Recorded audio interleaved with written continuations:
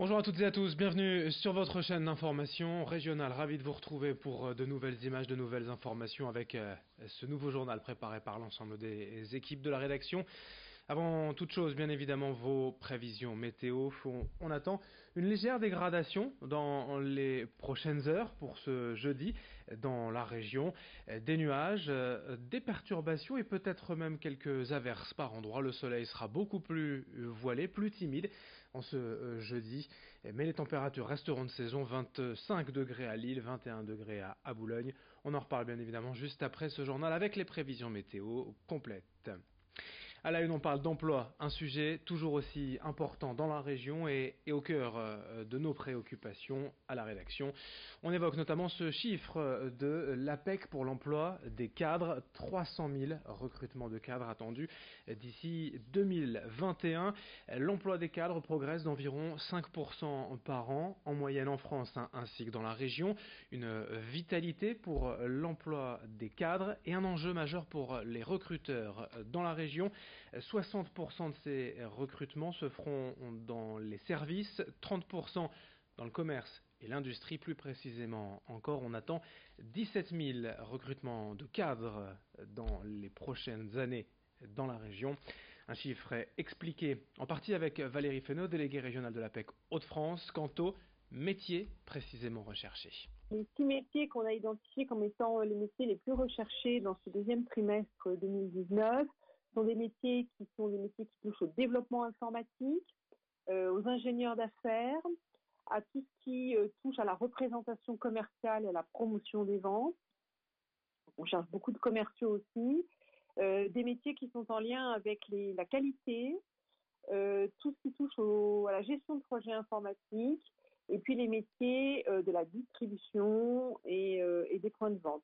Donc vous voyez une orientation à la fois informatique et commerciale, qui correspond bien aux deux fonctions qui sont les plus recherchées dans notre région. Et le site de l'APEC.fr recense bien évidemment ces offres d'emploi cadre dans la région. Autre sujet, si la hausse des prix du tabac ces dernières années a sûrement donné à certains l'envie d'arrêter, elle a aussi poussé de nombreux fumeurs vers les frontières. Illustration avec ce chiffre en 2018, près d'un fumeur français sur 5 a acheté ses cigarettes à l'étranger. C'est encore pire ici dans la région, la moitié des fumeurs nordistes s'approvisionneraient en Belgique où le tabac reste moins cher, même si la différence s'est réduite ces derniers temps. Dans les Hauts-de-France, les buralistes ont enregistré une baisse de 8% des ventes en volume.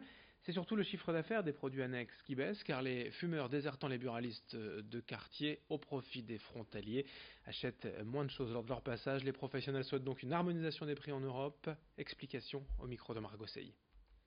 Bon, pour les cigarettes, le volume est en baisse, clairement, il faut le dire. Le chiffre d'affaires, à cause de l'augmentation, reste plus ou moins pareil. Par contre, en volume, on perd beaucoup de volume vendu en France. Ouais. On va dire que sur une terrasse de 6 tables, il y a 4 voire 5 paquets belges sur les tables. Sur le tabac, on est en baisse de 8% par rapport à l'année dernière. En tout cas, dans les régions des Hauts-de-France, on ne peut pas estimer qu'ils fument moins, ils vont acheter, s'approvisionner ailleurs. Autre actualité sur le littoral, cette fois à Calais, la saison estivale a bien démarré, notamment grâce à cette belle météo ces dernières semaines.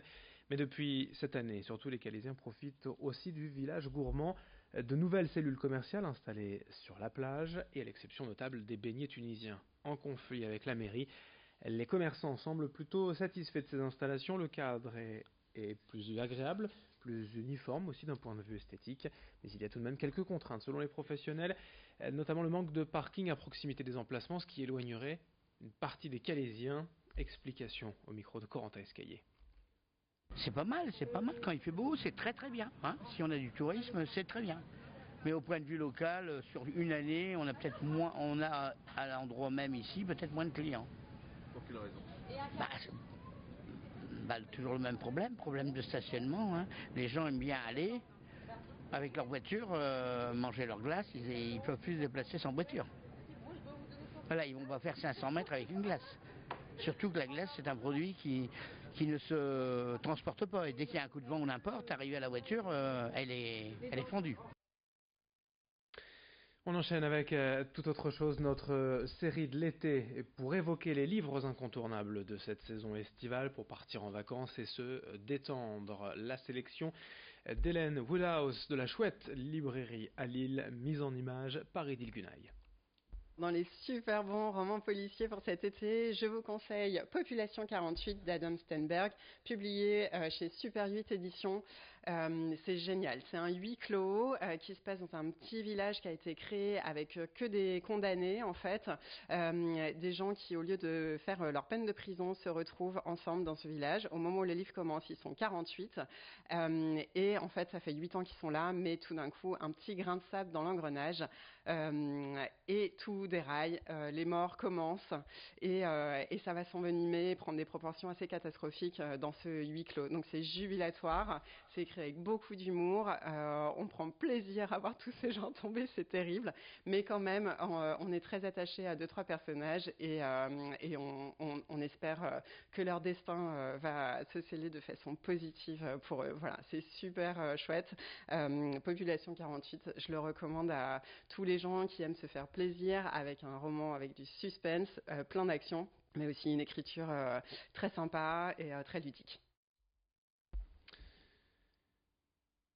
Pour finir, quelques infos sport. D'abord, en football, l'USBCO s'est incliné hier pour ce nouvel match amical face à Quevilly-Roux en métropole, 3-1.